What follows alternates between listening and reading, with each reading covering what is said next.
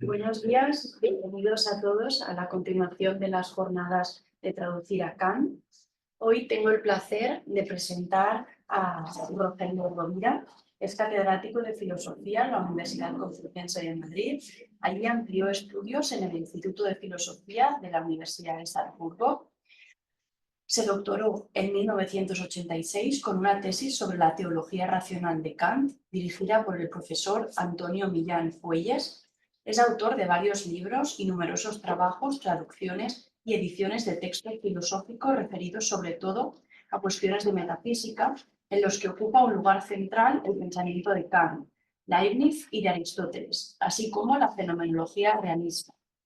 Si alguno de los presentes o de los online quiere participar, tendremos después un tiempo para debate y para preguntas. Tiene la palabra. Muchas gracias.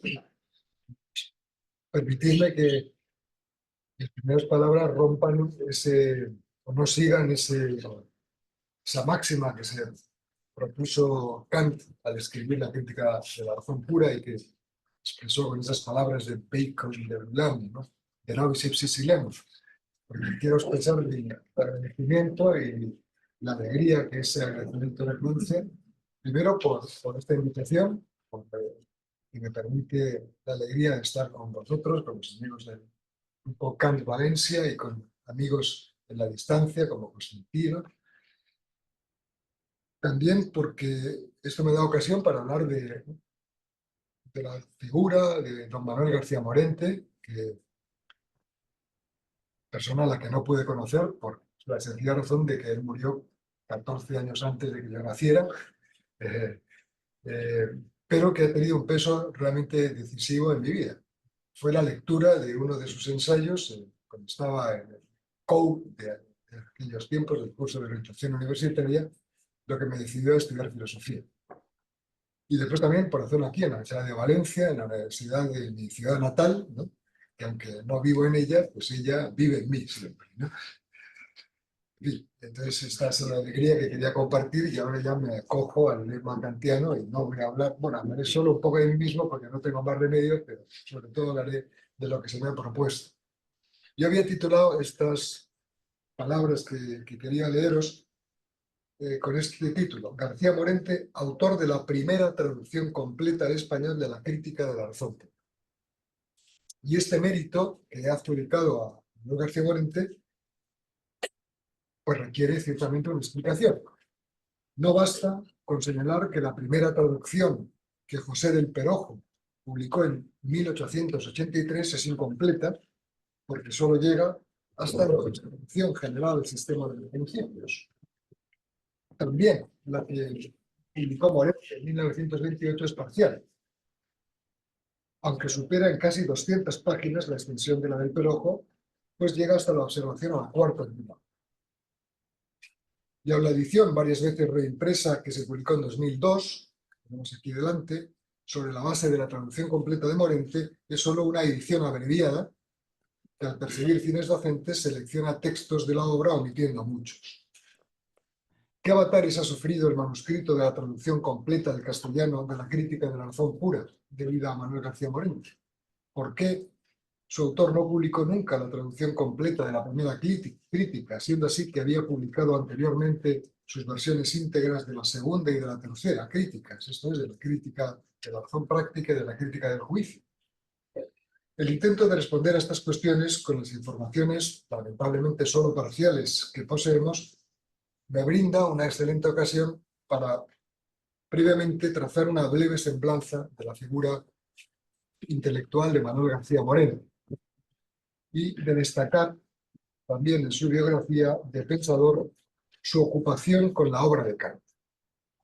Con ello quedará manifiesta, creo yo, su sólida formación filosófica, su conocimiento de la filosofía kantiana, así como los ideales que le inspiraron en su labor de traductor de las principales obras del pensador de Königsberg. El manuscrito de esta primera traducción castellana completa de la crítica de la razón pura, como el mismo Morente la califica en la advertencia del traductor, que precede a esa aumentada publicación parcial de 1928. Y después completaré estas explicaciones con una consideración de las características fundamentales de esta versión española de la primera crítica kantiana. Y concluiré, en fin, con una dejando breve constancia de la deuda de gratitud que tanto los estudiosos españoles de la filosofía kantiana como los de habla hispana hemos contraído con Manuel García Morente. Manuel García Morente fue, sin duda, uno de los más prominentes filósofos españoles de la generación de Ortega. Nacido en Aljonilla, Jaén, en 1886, Morente vivió sus primeros años en Granada. Entre 1894 y 1903 realizó sus estudios escolares y de bachillerato en el Liceo Nacional de Bayona y, concluidos, estudió filosofía en la Facultad de Letras de la Sorbona y en el Colegio de Francia, donde recibió la luminosa enseñanza de Henri Bergson. De regreso en España en 1909, conoció a José Ortega y Gasset, con quien le uniría una estrecha amistad y cuya filosofía de la vida influiría luego ampliamente en su pensamiento. Amplió estudios de filosofía en Múnich, donde dio las lecciones de Theodor Lipps, y en Berlín, donde siguió los cursos de Ernst Cassirer y Georg Simmel, entre otros. En 1911 presentó en la Universidad Central de Madrid su tesis doctoral, que tituló La estética de Kant. Nuevamente marchó a Alemania para proseguir estudios, esta vez en Marburgo, atraído por la filosofía neokantiana. En esta ciudad asistió a los cursos de Hermann Cohen, Paul Nator y Nicolai Hartmann, y tuvo también ocasión de cultivar su amistad con Ortega y Gasset, que había marchado allí de nuevo tras haber obtenido la cátedra universitaria de metafísica. En 1912, poco antes de cumplir los 26 años, el propio Morente obtuvo la cátedra de ética de la Universidad Central de Madrid. Tras su nombramiento como catedrático, García Morente se entregó a una intensa actividad. La proverbial claridad y elegancia de sus lecciones filosóficas se reflejaron en obras como la filosofía de Henri Bergson de 1916, la filosofía de Kant de 1917, así como los numerosos artículos que publicó en la Revista General, la Revista de Pedagogía y la famosa Revista de Occidente.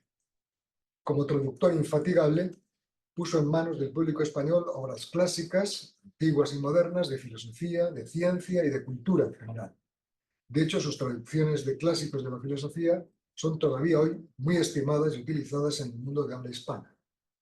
Tradujo, en efecto, obras de Descartes, de Leibniz y de Kant, sus traducciones del pensador regiomontano hablaré enseguida, pero también de autores más cercanos en el tiempo, como Franz Brentano, el que vertió el origen del conocimiento moral, Oswald Spengler, el que tradujo La decadencia del Occidente, Heinrich Rickert, del que trasladó su obra Ciencia Cultural y Ciencia Natural, o Edmund Husserl, del que, junto con su discípulo Gauss, hizo en español sus investigaciones lógicas.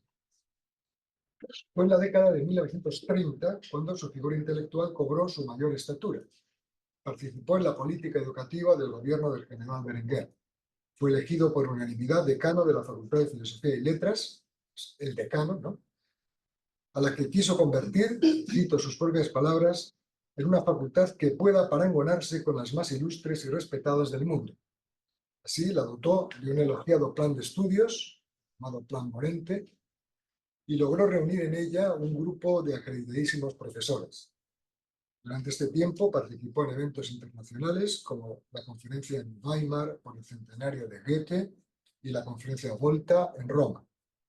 Es también en los años 30 cuando ven la luz sus excelentes versiones del mundo de las sensaciones táctiles de Katz, el Fichte de Heinsohn, la fenomenología de la voluntad de Pfänder, el hombre y la técnica de Spengler, cultura femenina y otros ensayos de Schimmel, o los 10 grandes volúmenes de la monumental Historia Universal de Walter Goetz. Su propia obra escrita se incrementa en esos años con una serie de grandes y originales ensayos, luminosos y de elaborada estructura, como Símbolos del Pensador, Definición de las épocas modernas en la historia, Ensayo sobre la vida privada, Virtudes y vicios de la profesión docente. En 1932 fue nombrado miembro de la Academia de Ciencias Morales y Políticas. Su discurso de ingreso lo constituyen sus conocidos Ensayos sobre el progreso, que es acaso su obra filosófica de mayor empeño en esos años. Durante el crucero universitario por el Mediterráneo, que organizó la Facultad de Filosofía y Letras en 1933, por primera y última vez, quiero decir, disertó en las universidades de Jerusalén y Atenas y allí recibió honores del gobierno griego. Al año siguiente viajó a América para dictar conferencias en Argentina y Uruguay, y de ahí proceden los ciclos de conferencias bonaerenses publicados con el título de La metafísica de la vida a una teoría general de la cultura. En el curso de 1935 a 36 publicó semanalmente artículos de prensa de variado tema, de muy bella factura literaria, primero en el Diario de Madrid y luego en El Sol. En los comienzos de la Guerra Civil Española, el gobierno del Frente Popular lo destituyó del cargo de decano y una llamada comisión depuradora del profesorado exigió su cesantía como catedrático. Ante el riesgo cierto de ser asesinado, se exilió en París. Allí experimentó una profunda conversión religiosa, de lo que él mismo da testimonio en un documento excepcional conocido como el Hecho Extraordinario. Ese acontecimiento, acaecido en un ático del número 126 del Boulevard Saint-Bouvier, en la noche del 29 al 30 de abril de 1937, dividió profundamente su vida, su obra y su filosofía. A partir de esa fecha tuvo ocasión de desempeñar las cátedras de Filosofía y Psicología en la Universidad Nacional de Tucumán, en Argentina, y de la labor docente de esa época dan testimonio sus difundidas lecciones preliminares de filosofía. A su regreso a España en 1939, ingresó en el Seminario Conciliar de Madrid y fue ordenado sacerdote en diciembre de 1940. Su pensamiento se abrió entonces al influjo del tomismo, obligatorio en ese momento para los estudios eclesiásticos, y su prematura muerte, sobrevenida a los 56 años, interrumpió el progreso por las prometedoras vías que la inteligencia de García Moreno comenzaba a explorar. Basta esto como breve semblanza de su vida. Trato ahora más específicamente de su ocupación con la obra de Kant. La filosofía de Kant ejerció un muy hondo influjo en la formación del pensamiento de García Moreno y en su modo de ejercer el pensar. Aunque con el correr de los tiempos encontró su propio camino intelectual en la fenomenología y en la filosofía de la vida de su amigo Enrique Gasset, Morente no dejó nunca de reconocer en Kant, según sus propias palabras, un excelente maestro en técnica filosófica. No extraña por ello tampoco que a lo largo de su tarea docente, la explicación de la filosofía de Kant, el comentario y la discusión de las obras del pensador de Königsberg ocuparan un lugar central en sus clases y conferencias. Quiso, en efecto, para sus alumnos lo que él mismo quiso para sí, saber hacer, como dice él, larga estancia y sólido aprendizaje en la filosofía de Kant. Los méritos que a los ojos de Morente convierten a Kant en un maestro para aprender no solo filosofía, sino sobre todo a filosofar, y que hace por ello aconsejable dejarse formar por él y transmitir a otros su enseñanza, son los tres siguientes. En primer lugar, Kant enseña el valor de la objetividad. En segundo lugar, instruye en el método apropiado de plantear de manera estrictamente filosófica y no histórico-genética los problemas filosóficos. Y en tercer lugar, Kant muestra la exacta diferenciación de las esferas de la objetividad. A estos méritos intrínsecos de su pensamiento hay que añadir todavía la posición histórica que ocupa Kant. Morente vio en el filósofo de Königsberg tanto el pórtico que por un lado termina y cierra la labor del Renacimiento y por el otro abre la entrada en la nueva época que aún vivimos, sus palabras, cuanto el pensador que lleva al más alto grado la tendencia filosófica que quiere explicar la cultura en función del espíritu. Son estos motivos, acaso en aquel momento todavía solo entrevistos, los que llevaron a Morente a concretar su primer interés filosófico, vertido en las cuestiones sobre el arte y lo bello, en el estudio de la primera parte de la crítica del juicio. De las declaraciones del propio Morente contenidas en la memoria que redactó en París y remitida a la Junta de Ampliación de Estudios sobre el trabajo que había realizado en 1910, cabe inferir que su inicial interés por la estética filosófica viene motivado por el problema de la objetividad, precisamente. La citada memoria concluye así: estamos asistiendo en la filosofía general al comienzo del ocaso del psicologismo. ¿No será la estética el último escollo al que los psicólogos se agarran para no acabar de naufragar por completo? De hecho, en los primeros días de marzo de 1911, Morente se instala en Berlín para seguir los cursos del semestre de verano de la universidad. Mientras asiste a las lecciones del filósofo Ernst Cassirer, del musicólogo Oskar Fleischer, del sociólogo Alfred Kant, así como a las del pensador Georg Simmel y a las del célebre filólogo Ulrich von Wilamowitz-Moellendorff, Morente se dedica intensamente al estudio de la filosofía de Kant. Un primer fruto de sus esfuerzos es la redacción de su tesis doctoral, La estética de Kant, en la que investiga la teoría kantiana del juicio estético. A tenor de sus propias palabras, Morente considera que el problema estético de Kant es buscar el sentido humano del arte en el edificio de la cultura, y que la estética kantiana está regida por la idea de que el arte, cito, es una creación original de la conciencia que crea su propio contenido con la materia que la naturaleza y la moralidad le prestan. La tesis doctoral la defendió en la Universidad Central de Madrid el 9 de octubre de 1911, obteniendo la calificación de sobresaliente. Otro fruto de los esfuerzos intelectuales de Morente en su etapa de preparación del doctorado, es su traducción al castellano de la Crítica del Juicio, primera hecha directamente del alemán. Publicó esta versión suya en Madrid en 1914, 3 años después de presentada su tesis doctoral. Los 2 tomos en que apareció formaron parte de la colección de filósofos españoles y extranjeros de la editorial de Victoriano Suárez, que dirigía Alfonso Bonilla San Martín. Como prólogo del traductor, le antepuso precisamente su tesis doctoral, prácticamente entera, con muy escasas supresiones. Antes las tesis no tenían las dimensiones monstruosas que tienen ahora. En la advertencia que antecede a este prólogo y al texto de Kant, escribe el traductor unas palabras que, a pesar de su extensión, creo que merecen consignarse aquí.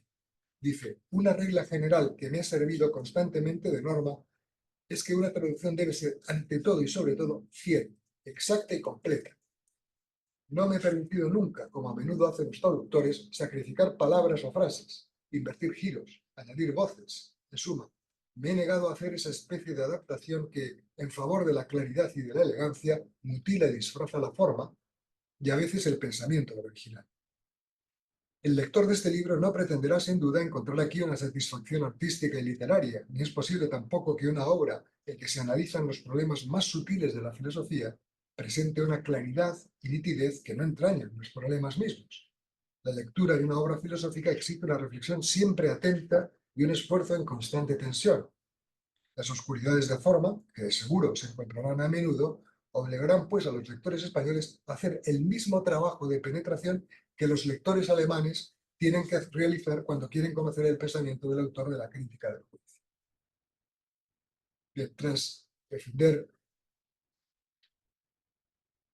su tesis doctoral, el joven doctor, pensionado por la Junta de Ampliación de Estudios, vuelve a Alemania, esta vez, como he dicho antes, a la ciudad de Marburgo, Burgo del neocantismo, como la llamó Ortega. Durante el semestre de invierno de 1911 a 12, Morente, el tiempo que asiste a los cursos de Hermann Cohen, von Nator y Nicolai Hartmann, prepara sus oposiciones a la cátedra de ética de la Universidad Central de Madrid, y es probablemente en esos momentos cuando culmina su traducción, también en este caso la primera hecha directamente del alemán, de la Crítica de la Razón Práctica.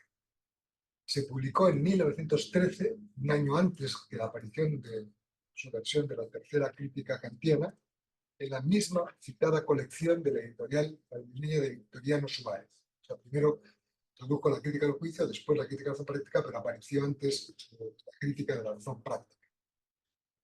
Como traductor, al lado del nombre de Manuel García Morente, aparece el de Emiliano Miñana y Villagrasa, jurista y profesor de Derecho Mercantil en la Facultad de Derecho de la Universidad Central de Madrid, y llegó a ser miembro de la Academia de Ciencias Morales y Políticas. ¿Colaboró realmente Miñana y Villagrasa con García Morente en la traducción de la Crítica de la Razón Práctica? ¿O el nombre del reputado jurista figura como cotraductor por algún compromiso adquirido por la editorial?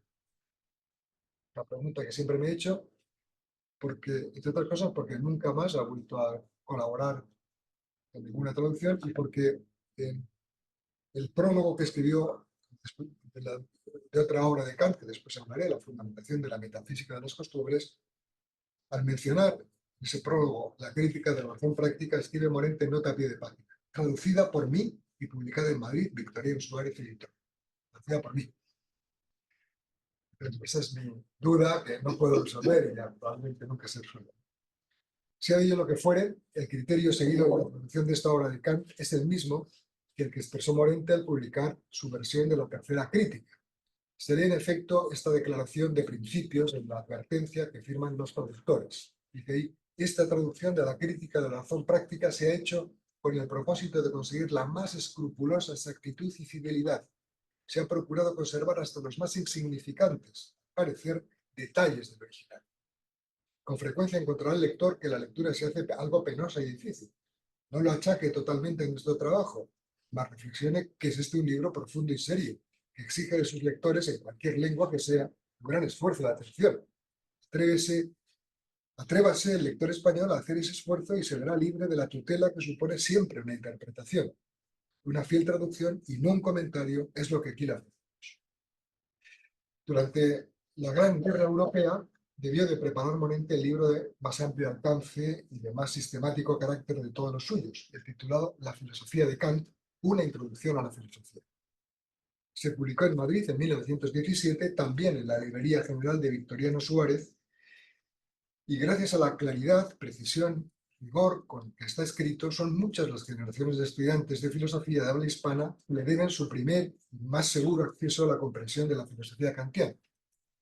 Pero lo peculiar de este libro, que lo hace, a mi juicio, excepcional en su género, se ha expresado, si se mira bien, en el complexo que forman su título y su subtítulo. Se trata, ciertamente, en primer término, como dice su título, de una exposición de la filosofía de Kant. Esta exposición es, sin rebozo, deudora del neocantismo de las escuelas de Marburgo y de Baden, pues Morente entiende que la filosofía kantiana, cito sus palabras, se caracteriza toda ella por la reducción de las esferas de la objetividad, naturaleza, moralidad, arte, a sus condiciones en la conciencia pura. Es el neocantismo, ¿no? Ahora bien, Morente entendió el neocantismo como un movimiento intelectual que quería recuperar la gran tradición de la filosofía, que en la segunda mitad del siglo XIX aparecía empobrecida y negada por el positivismo, el relativismo y el pragmatismo. En la desorientación y congoja de la filosofía, escribe, eleváronse voces reclamando la vuelta a las grandes tradiciones del pensamiento. Tornemos a Kant, fue el lema con que se anunció en Alemania esta reflexión de la conciencia filosófica. Y recobrando su entronque con el curso seguro de la especulación, vuelve la filosofía a sus temas y a sus métodos. Asistimos hoy a una renovación del interés filosófico y todos nos hallamos más o menos comprendidos en ese movimiento. Por esta razón, la exposición de la filosofía de Kant vale tanto como una introducción a la filosofía, como dice el subtítulo. No porque la filosofía de Kant sea la filosofía, sin más. Tampoco porque el autor del libro haya abrazado los principios del idealismo trascendental y quiera convencer a sus lectores de su verdad. Exponer la filosofía de Kant es introducir a la filosofía misma, porque Kant nos enseña a volver a plantear y tratar de resolver con método adecuado los problemas filosóficos sin reducciones ni tergiversaciones. Porque, en palabras del propio Morente, nos hallamos en un recodo del camino descubierto por Kant. El grueso del ejército filosófico sigue aún por este camino. Y advierte enseguida, pero las avanzadas están ya a punto de doblar el recodo y vislumbran comarcas desconocidas. De ahí, claro, la necesidad de estudiar la filosofía de Kant. Para realizar con paso seguro y firme el nuevo viaje, concluye Morente, conviene que lancemos antes una mirada sobre el conjunto de lo ganado. Sirva esta exposición de la filosofía de Kant de ejercicio y de ensayo para los que quieran, sin peligro de turbación, asomarse a las perspectivas que nos muestra la novísima filosofía. Y ciertamente Morente formaba parte ya en 1917 de las avanzadas del ejército filosófico que entreveían los nuevos parajes que se iban descubriendo. En esto coincide con el testimonio de Ortega, que dice en su prólogo para alemanes, ¿no?, que no eran ya neocantianos esa generación, españoles que estaban ahí estudiando. Bueno, movido acaso por las necesidades docentes del desempeño de su cátedra universitaria de ética, Morente emprendió unos años después la traducción de esta obra de Kant que antes he citado, La fundamentación de la metafísica de las costumbres, también la primera versión directa del alemán que se conoce. La publicó ante seguida de un breve, jugoso prólogo en Madrid en 1921, en la colección, esta vez en la editorial Calpe, formando parte de la célebre colección Universal, que después fue, en fin, la precursora de la colección Austral, ¿no? Austral, quizá ya esto nadie me suene, ¿no? Pues quizás alguien, ¿no? Bueno, y esa colección universal de Calpe la dirigía él desde 1919. Y sabemos, lo cuenta, por ejemplo, su discípulo José Gauss, que Morente solía distribuir las 3 horas de clases semanales de su asignatura de ética de la siguiente manera. La primera hora explicaba en forma de lección. En la segunda leía y comentaba un texto y en la tercera criticaba los trabajos escritos que había encargado a sus estudiantes. Se sabe también que el año en que la Facultad de Filosofía ocupó su nuevo edificio en la ciudad universitaria, Morente comentó precisamente la fundamentación de la metafísica de las costumbres. No en vano, Morente consideraba que esta obra de Kant, según escribe en el mencionado prólogo a su traducción, trata el mismo tema que la crítica de la opción práctica, dice, pero lo hace en un sentido más popular y corriente, a la manera de los ensayistas ingleses, por lo que es esta obra en la que el pensamiento ético de Kant, dice, llega a mayor claridad de expresión y en donde se encuentran las fórmulas más felices y preñadas de sentido. Sobre los criterios seguidos en su traducción, escribe también en ese prólogo. He hecho la traducción con una fidelidad acaso excesiva, no solo al contenido, sino a la forma de la frase alemana de Kant. Pero en las obras de este filósofo sabido es que la forma exterior carece para él de importancia. En tales condiciones me ha parecido más útil y más exacto pecar por exceso que no por el defecto de fidelidad. La soltura y facilidad en el decir que yo hubiera añadido no habrían sido kantianas. En la elaboración de su propia filosofía, García Morente mantuvo con la filosofía de Kant un diálogo constante. Un ejemplo egregio de esta sostenida conversación lo hallamos en los ensayos sobre el progreso, publicados en 1932, que, como he recordado antes, constituyen su discurso de ingreso en la Academia de Ciencias Morales y Políticas. Claro, no en la Real Academia, porque en la época de la República, ¿no? En la primera parte de estos ensayos, Morente ofrece un análisis de la idea de progreso que se apoya en los logros de la ética material de los valores debidos a Max Scheler. En la segunda parte, Morente investiga el origen de la creencia en el progreso, de esa creencia que hace que la humanidad, esclava de la prisa, más que perseguir la meta, que ha de ser el término del progreso, persiga el progresar mismo. Y en su meditación llega Morente a esta conclusión. Cito: la culpa de este peligroso extravío, digámoslo sin ambajes, tiene Kant. Según Morente, cito de nuevo sus palabras, el formalismo moral de Kant, según quien lo único valioso en la acción es su forma, no su materia, conduce derechamente a una concepción también formalista del progreso, para lo cual lo bueno del progreso no es el progreso, sino el progresar. Y ello ha conducido, como término, a la humanidad moderna a la, dice, ceguera estimativa, o por lo menos a una falsa aprehensión de los valores relativos y de su jerarquía. Bueno, de las explicaciones de Morente en forma de clase o conferencia sobre la filosofía de Kant, tenemos algunos ejemplos también excepcionales, gracias a que en su día fueron tomadas taquigráficamente y luego publicadas. Así ocurre en las lecciones repartidas en 2 ciclos del curso bonaerense de 1934, que me refería también antes, publicado con el título de la metafísica de la vida a una teoría general de la cultura. En este curso expone Morente una madura filosofía de la vida, cuya originalidad no empece su raigambre orteguiana. El primer ciclo, que constituye una introducción a la metafísica, contiene una lección, la quinta, titulada sencillamente La filosofía de Kant. No esperen ustedes en ella, dice I. Morente, una exposición del sistema kantiano, que no haré, pues no hace falta. Menciona en efecto que hay muchas exposiciones del pensamiento de Kant, incluso una mía, señala, de hace más de 20 años, refiriéndose sin duda, claro, al libro de 1917. Y dice, y si tuviese que volver a hacer ese libro, confiesa a sus oyentes, lo haría de manera totalmente diferente. En 25 años ha cambiado mucho. Lo que en esa lección hace Morente, según también sus propias palabras, es no tanto exponer la filosofía de Kant tal como él la haya pensado y estructurado, cuanto más bien ver lo que esa filosofía representa y significa para el problema vivo que se ocupa de cuál es el ser. Se trata para Morente de mostrar cómo cabe superar el idealismo que a sus ojos llega en Kant a su límite extremo. Pese a todo, el pensamiento de Kant no deja de influir en su propia concepción filosófica de Morente. Así, en el ciclo segundo del curso, destinado a aplicar la filosofía de la vida a la elaboración de una teoría de la cultura, hallamos una lección, la 14ª, titulada La moral de Kant y la época presente, en la que Morente reconoce que el pensador de Königsberg es el que por primera vez plantea en términos absolutamente claros y precisos el problema de la libertad. Son sus palabras.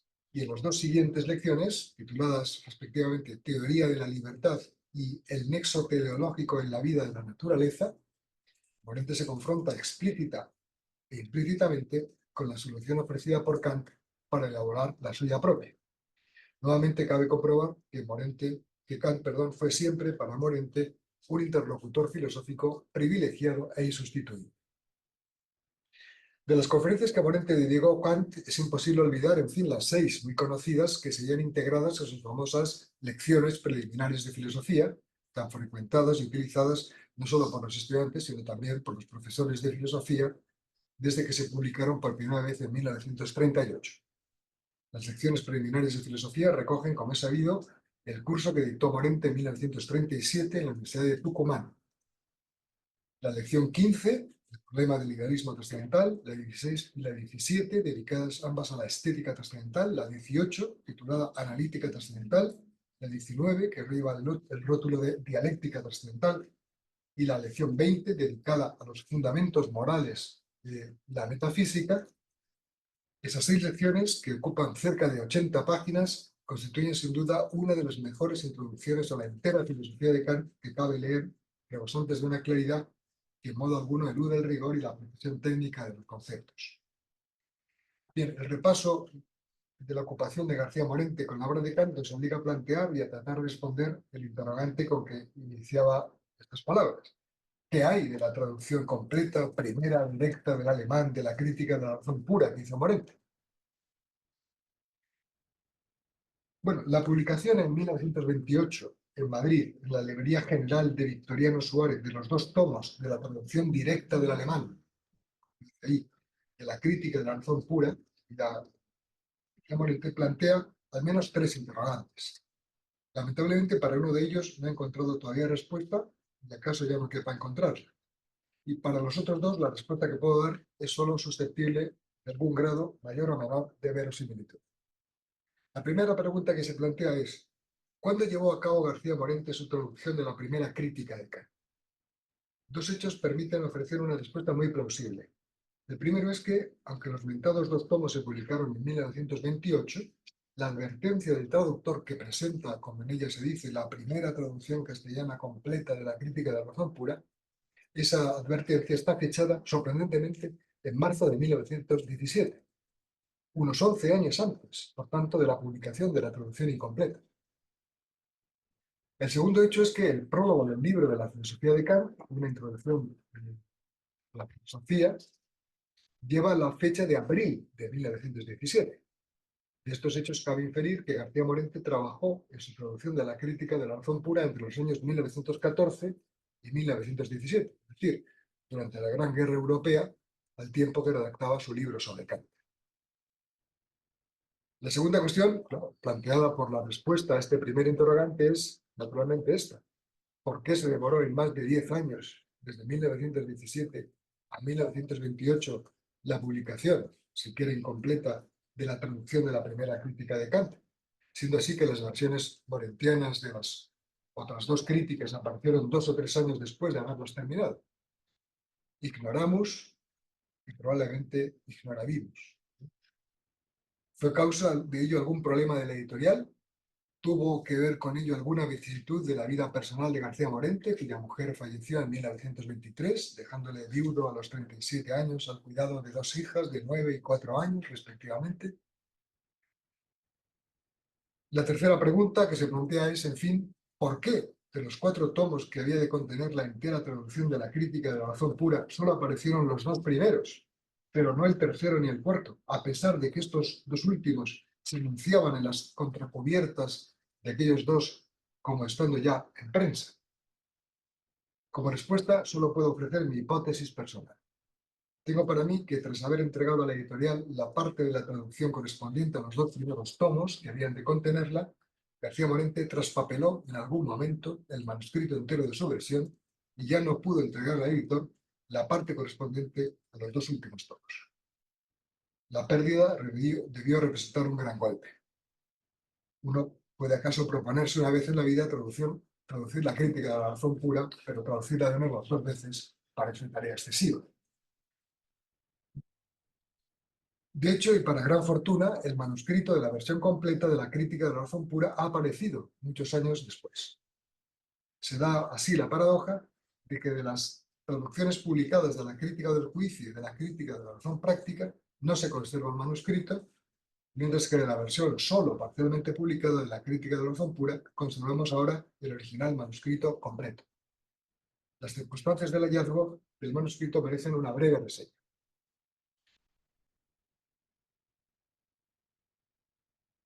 En el año 1994, Juan Miguel Palacios, Sor Palacios y yo mismo recibimos el encargo de preparar la edición de las obras completas de Manuel García Morente. Para llevar a cabo esta tarea, una de las primeras medidas que tomamos fue pedirle permiso a la hija mayor del filósofo, María Josefa García y García del Cid, para examinar los papeles que hubiera dejado su padre. Doña María Josefa seguía viviendo en el domicilio familiar, un piso en el número 13 de la madrileña calle de Don Ramón de la Cruz, esquina La Gasca. Gracias a su amabilidad, pasamos muchas tardes revisando y ordenando los documentos de García Morente. Descubrimos escritos inéditos e indicaciones que nos condujeron al hallazgo de otros escritos desconocidos hasta ese momento. No encontramos, sin embargo, los textos ni los guiones de algunas conferencias que sabíamos por referencias y noticias que Morente había pronunciado y que tuvimos que dar por definitivamente perdidos. Entre sus papeles no había manuscrito alguno de sus traducciones de las obras de Kant. Con lo hallado, publicamos en 1996, en una coedición de la editorial Anthropos y la Fundación Caja de Madrid, 2 tomos, divididos en 4 volúmenes con las obras completas de Manuel García Morente. En ese mismo año de 1996, la hija mayor del filósofo decidió cambiarse de domicilio. Durante la mudanza, al mover un armario enorme, no sé, se me dijo que era un Chippendale, no sé qué modelo, encontré una gruesa carpeta con papeles. Por lo que parece, en su momento la carpeta había sido depositada en el estante más bajo del armario y de allí se había deslizado por la hendidura que se había formado entre la madera de la última balda y la de la pared del armario hasta caer al fondo del ropero. Allí había permanecido unos 80 años, oculta por completo a la vista de todos. La hija del filósofo nos hizo entrega al profesor Palacios y a mí mismo de la voluminosa carpeta. La lectura de las palabras iniciales de los papeles que contenía no nos dejó la menor duda sobre su contenido. La razón humana tiene en una especie de sus conocimientos el destino particular de verse acosada por cuestiones que no puede apartar. Una rápida comprobación nos hizo ver que no se trataba solo de la traducción de la crítica de la razón pura ya publicada, sino del manuscrito de la versión íntegra, incluyendo como apéndice las versiones variantes de la primera edición de la obra, que por su gran extensión Morente no consideró apropiado poner en nota en el texto. Los papeles estaban en parte manuscritos, en la inconfundible letra de García Morente, y todo el texto de la obra mecanografiado, acaso por la esposa del filósofo. Muchas de las páginas mecanografiadas habían sido revisadas y corregidas con pluma estilográfica por el propio Morente. El descubrimiento del manuscrito completo de la traducción de la crítica de la razón pura, unos 80 años después de su elaboración y 70 de su publicación parcial, ha permitido pues recuperar esta valiosa versión en su integridad. A los pocos años de este descubrimiento, el profesor Manuel Garrido nos pidió a Juan José García Norro, al profesor García Norro, y a mí que preparáramos una edición de la crítica de la razón pura para la nueva colección que proyectaba, con el título de Los esenciales de la filosofía para la editorial Tecnos. Garrido, que también fue profesor de esta casa, ¿no? Nos pareció que era una muy buena ocasión para dar a conocer la versión íntegra de García Morente.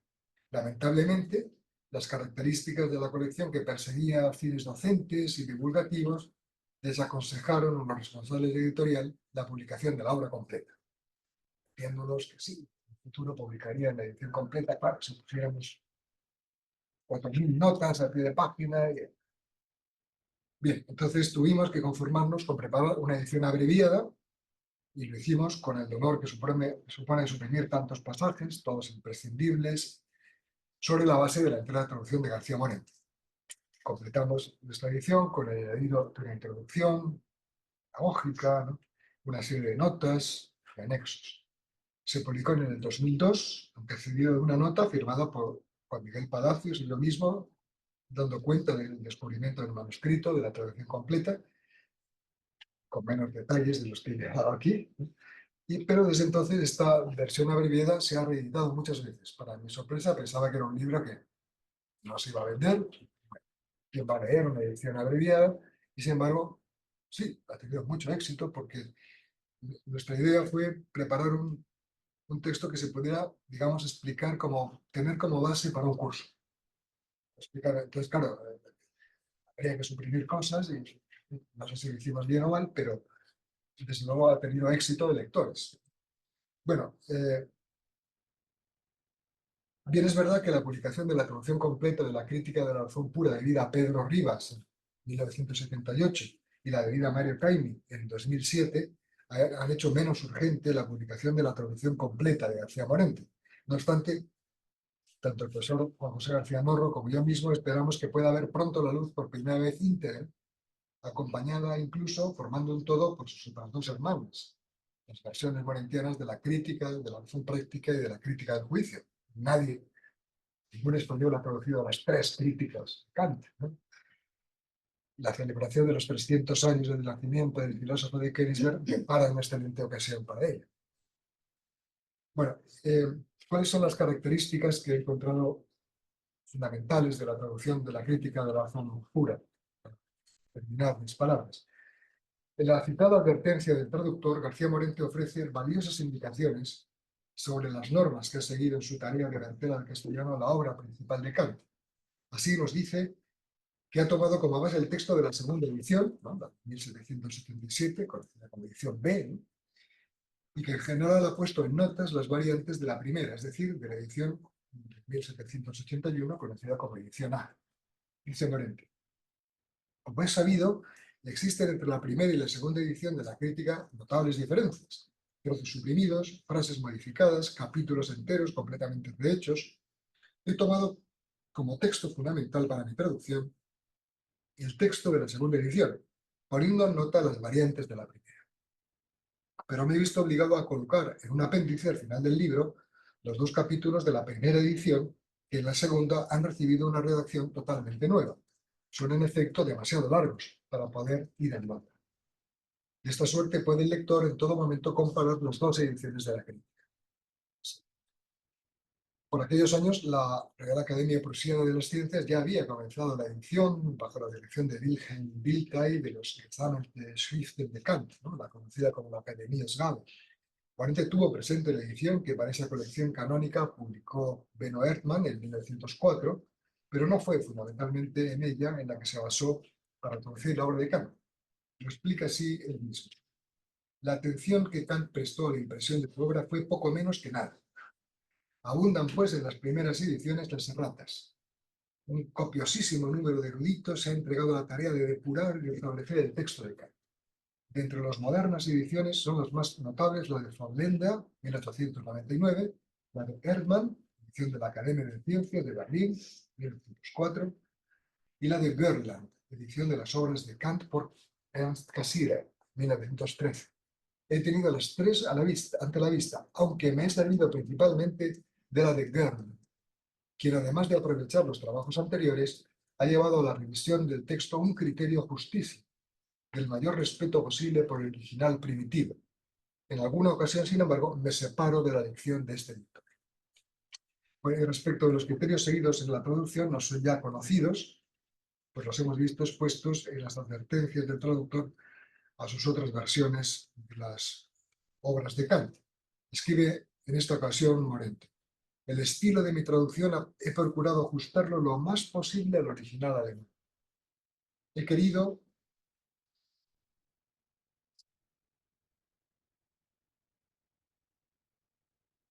que sea una traducción y no una paráfrasis o un comento. La lectura de Kant en alemán no es fácil, en español tampoco lo será. He preferido conservar esta dificultad, que es inherente al autor, que no sustituir lo que Kant dice por lo que su traductor explica.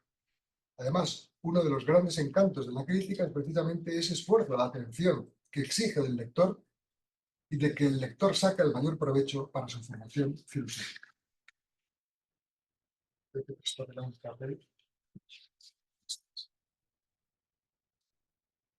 No menciona Morente en su advertencia las decisiones que ha tomado respecto de la traducción de ciertos términos técnicos.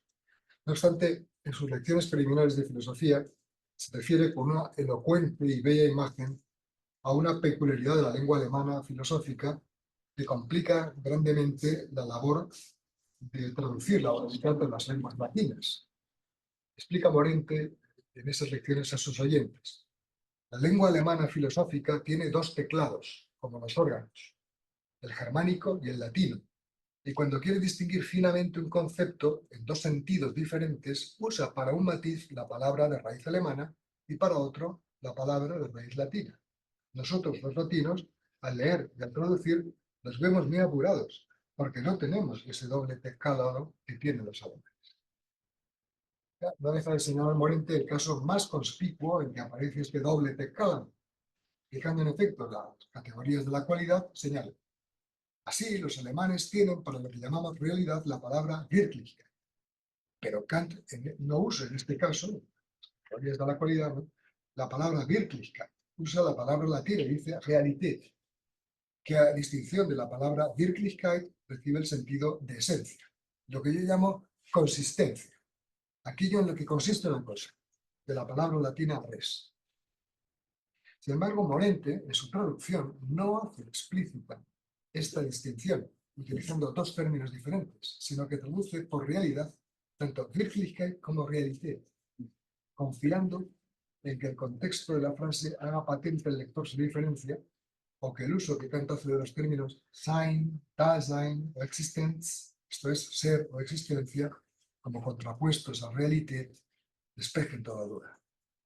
Lo mismo hace, asistido quizá en este caso con más razón, en el caso del doblete Gegenstand, Objekt, que traduciremos por objeto.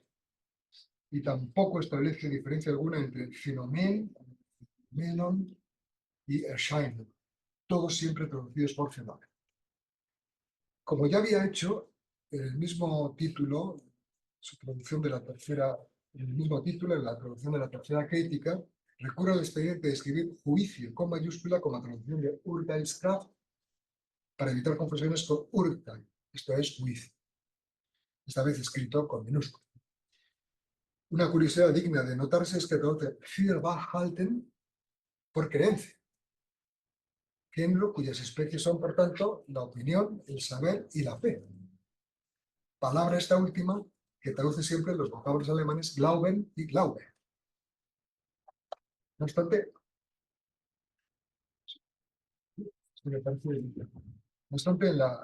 la crítica de la razón práctica había traducido Morente für Wahrhalten por asentimiento y en la crítica del juicio por aquiescencia. La palabra Schein, por ejemplo, la traduce Morente, según los contextos, por ilusión o apariencia. Y en fin, para no alargar estos ejemplos, el difícil término Gemüt la traduce por espíritu, que al menos en la crítica de la razón pura no corre el riesgo de confundirse con la traducción del mismo vocablo, con el mismo vocablo de la voz alemana Geist. se utiliza, yo creo, en otro sentido.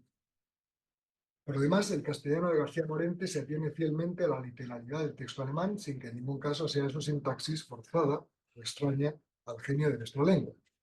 El casi invariable uso del se enclítico, por ejemplo, opónese, exígese, refiérese, etc., confiere a su español un cierto aire anticuado que, sin embargo, resulta apropiado cuando se trata de poner en nuestra lengua la obra de un pensador de siglos pasados.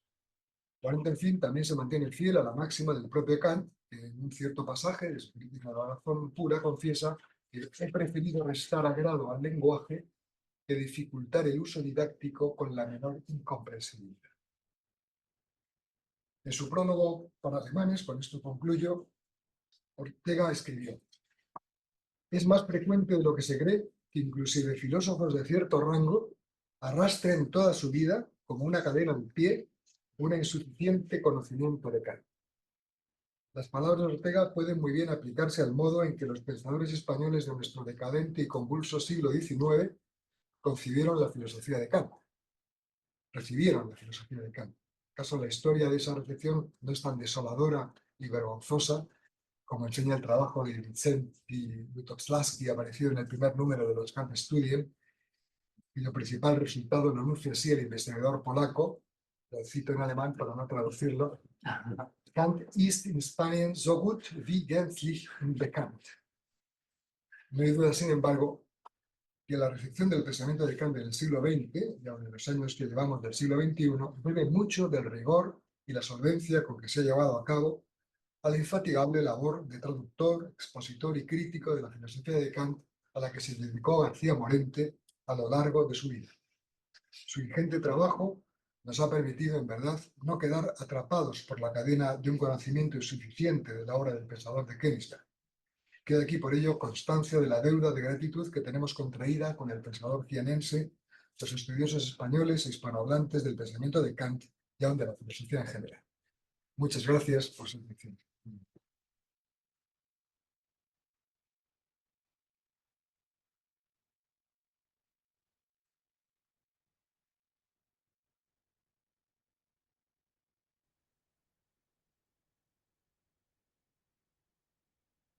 ¿Alguno de los presentes tiene alguna duda sobre un comentario? Sí, si me permites, un comentario curioso, claro, de la traducción de la primera crítica, claro que detecte perfectamente bien García Morente el doble teclado y su opción sea traducir indistintamente el doble teclado por el mismo término sin marcarlo en ninguno de los dos casos, ¿no?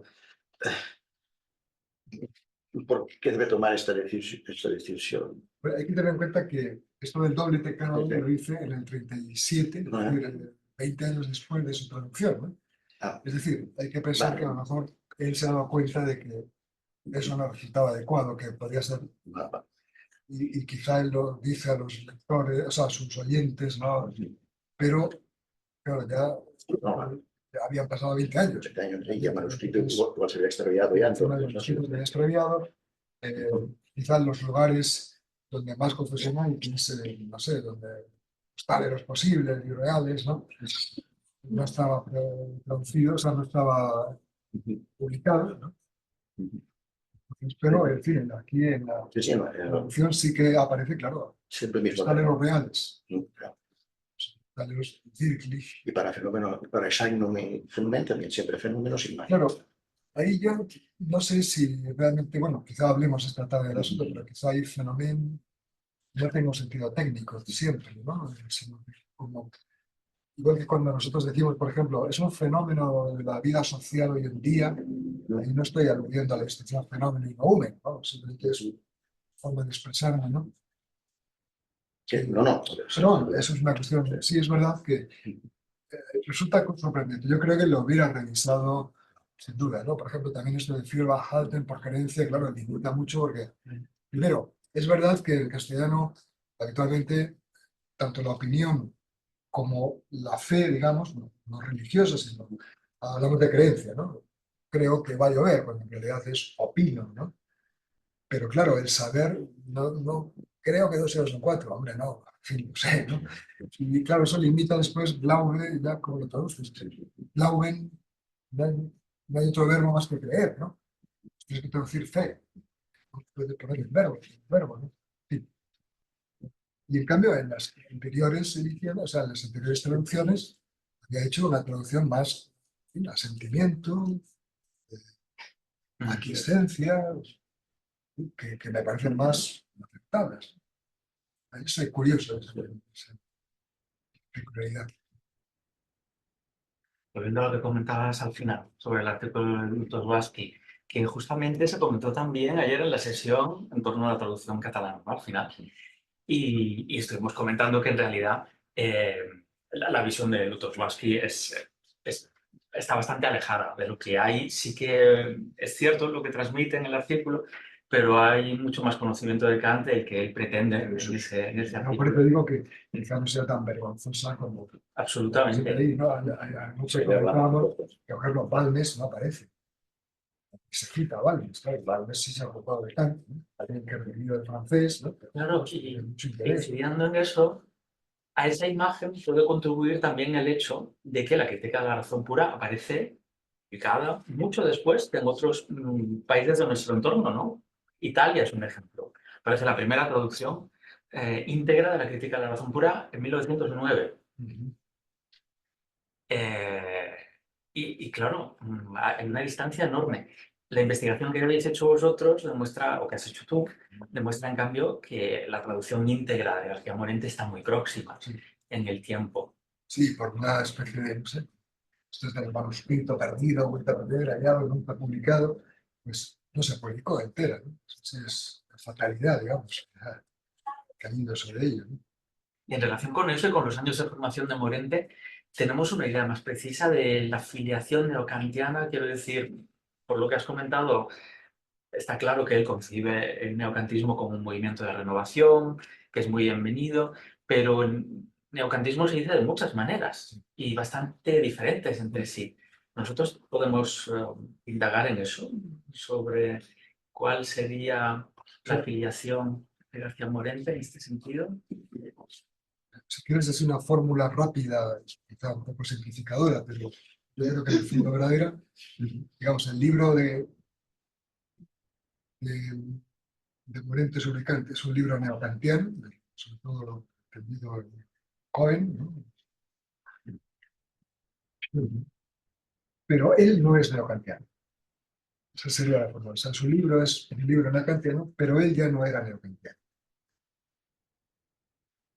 Esa es mi interpretación del asunto, ¿no? Porque la tesis esta de que todos los productos, digamos, de la cultura tienen sus condiciones de posibilidad, la conciencia, tal, etc. Esa es la tesis, digamos, la clave, digamos, no metafísica, por así decirlo, del neocantismo de la escuela también de la rica, ¿no? Yo creo que esa sería la cuestión, ¿no? Me interesaba eso, la interpretación es la que había en ese momento. Recordemos que ya es, no sé, en el año 24, ¿no? Cuando Heidegger me aparece, en torno a esa fecha, cuando Heidegger habla de la interpretación metafísica de Kant, ¿no? Ya después escribe Kant el problema de la metafísica, como lo de Max Wundt, ¿no? Sobre Kant como metafísico, etcétera, pero en esa época todavía no se daba esa interpretación de Kant, ¿no? Y él escribe, porque he estudiado en esas universidades, pero él mismo ya no se siente. Él, en esos mismos años, por ejemplo, hay otros pequeños escritos donde ya va por otro lado, se ve claramente que hay otro lado. Sí, se podría estudiar, pero no es ya un autor, o sea, no se puede decir que sea un autor realmente. Su libro sí, ¿no? Pero no es, si quiere algo curioso, ¿no? Yo diría esto, ¿no? Pues si os parece, son las Sí, 10:30, bueno, podemos dar Yo paso. tengo una pregunta más. Sí, bueno, muchas gracias por todo y también por poner a disposición todo lo que es la obra completa de García Morente. Yo tengo que confesar que soy uno de estos que hizo uso de las lecciones preliminares cuando estaba preparándome la fuerte en secundaria y fue uno de los libros para los que se han que prepararse oposiciones. Uno de los libros que más me aclaró en esa síntesis, especialmente el pasaje, esas lecciones 6 a 20 que has comentado de la obra kantiana son espectaculares. Yo no había encontrado nada igual. Mi cuestión es concreta. Has comentado las 3 traducciones, pero no he escuchado, no has comentado la traducción de la fundamentación de la metafísica de las costumbres, que es de 1920-21, ¿no? Y simplemente una cuestión. Según has comentado, la de la crítica de razón práctica es anterior, ¿no? Porque es del 14. Sin embargo, en Kant se escribe antes la de la fundamentación, 4 años antes, ¿no? No sé si hay alguna explicación acerca de Yo esto. creo que es una hipótesis mía, pero no sé si es fundamentada. Simplemente que él tendría necesidades docentes de explicar la ética, ¿no? Él quería explicar la ética de Kant, entonces la crítica de la acción práctica le parecía quizá demasiado técnica, demasiado fuerte para explicarla en un curso. Y entonces, bueno, pero es que Kant ha escrito una introducción más ágil, más ensayista, más al estilo de los ingleses, dice él, ¿no? Eso quisiera Kant, ¿no? Parece escribir como Hume. Y entonces quizá esto sea más adecuado para unas clases y por eso yo creo que la tradujo, ¿no? Pero yo, vamos, ¿sí? Desde luego es más fácil explicar la fundamentación, sobre todo los 2 primeros capítulos, yo creo que son más fácilmente... Yo empecé ahí estudiando eso, ¿no? Kant, ¿no?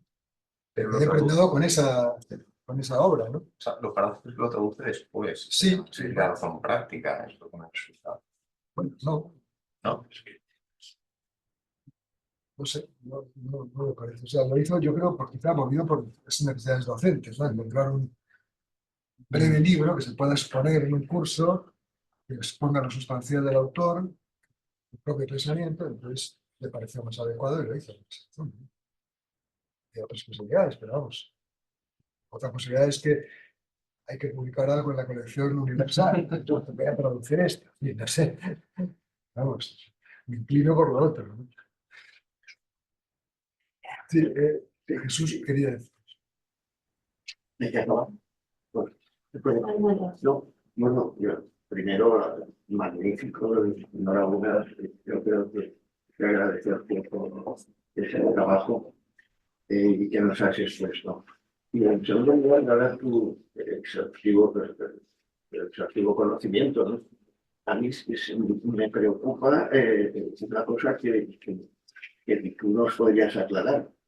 Claro, la trayectoria de Morente, primero Bersol, luego Kant, luego la fenomenología y Ortega, y luego, después de su conversión, pues vuelve a algo que para él pues, no era una de sus plataformas en la época anterior. Entonces, hubo ahí, si nos puedes explicar, una escisión entre razón y fe, podríamos decir, y el instrumental filosófico que había elaborado antes quedó al margen.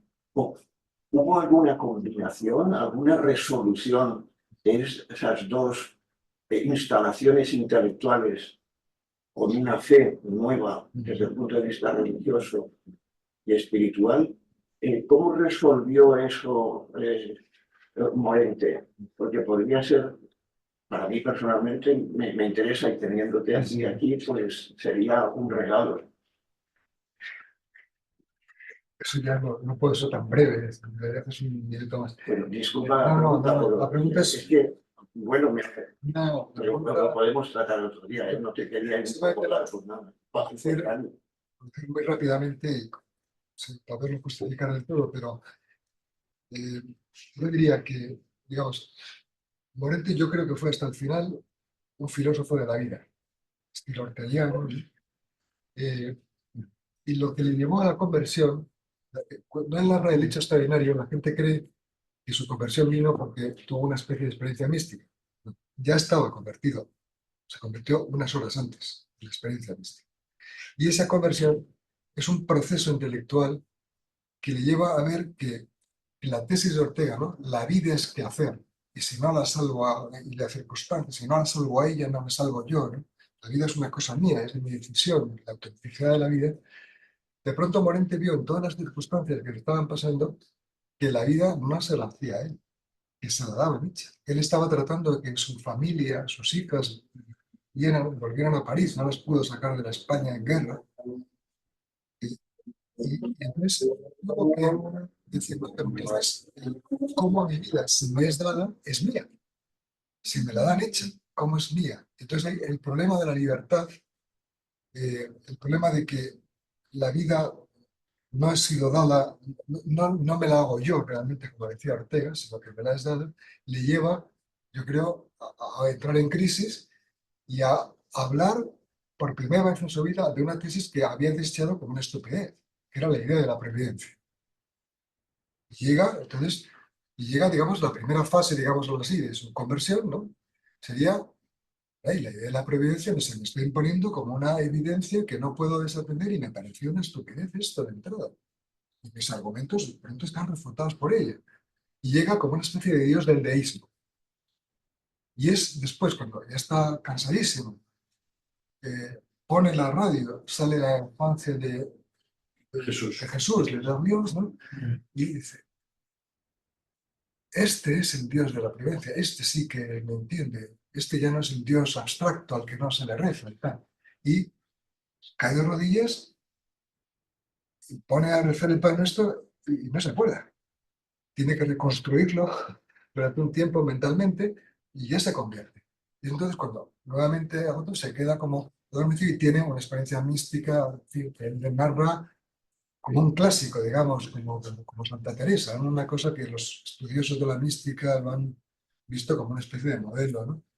Y entonces toda su vida al final, que claro, fue prematura su muerte porque no llegó a una solución claramente articulada. Él estaba, claro, tuvo que estudiar a Santo Tomás, vio en la filosofía tomista esa objetividad, ese espíritu de clasicismo que él admiraba, ¿no? Escribí hace muchos años un artículo y la idea de lo clásico, porque el espíritu de distinguir las cosas, de la objetividad, de la jerarquía distinta y tal, eso lo vio Santo Tomás, vio que era muy importante la tesis de analogía del ser, que eso le podía permitir. Escribió también sobre la fe y la razón en Santo Tomás, pero no llegó, digamos, no tuvo tiempo, ¿no? Su hija lo encontró, o sea, le operaron de apendicitis, tuvo una embolia y murió, y su hija lo encontró en la cama, entonces, estaba leyendo la Suma teológica. Pero no llegó, no llegó tampoco el tiempo a hacer una síntesis, ¿no? Y yo creo que nunca fue, o sea, él fue, y es más, ya en Buenos Aires habló del tema de Dios, en el 37, y en una carta que no hemos encontrado, pero sí conservamos una referencia de ella, y en esa referencia dice, sigo sosteniendo, escribiéndole a la editorial, a alguien de la editorial, sigo sosteniendo hoy, como lo hice en Buenos Aires en el 38, que se pueda hablar del problema de Dios en los cauces de la filosofía contemporánea. Pero esas conferencias bonaerenses las hemos buscado, no las hemos encontrado. En Morente, o sea, muchas de las conferencias son taquigráficamente recogidas por sus oyentes y gracias a eso las conocemos. O sea, él no escribió las lecciones preliminares de filosofía, son conferencias taquigráficas. Él hablaba con una soltura extraordinaria, con una elegancia, ¿no? Su hija, por ejemplo, era un ejemplo también de eso, ¿no? En otro terreno, pero así, ¿no? Y claro, esa es yo creo, lo que todavía no llegó a madurar su pensamiento. Muchas gracias. Muchísimas gracias al profesor Rogelio Rovira. Un breve aplauso.